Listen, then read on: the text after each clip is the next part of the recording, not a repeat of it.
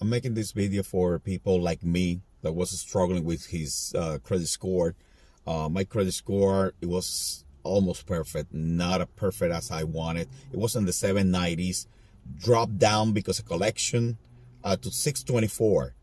I was struggling. I was trying to look for a solution. I look online. I look on the YouTube, some gurus that says, do this, do this. If that doesn't work, then come to us, sign with us, and we can fix your credit. Thanks God I didn't fall to that rabbit hole.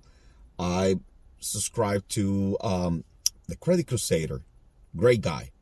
And he suggests just look out for everything credit debit paying. He's a real deal.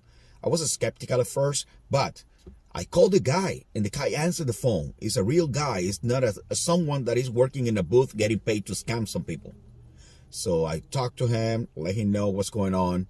I signed with him. In 2 months, my credit jumped from 624. One of them is 765 right now, and the other one is 797, thanks to him.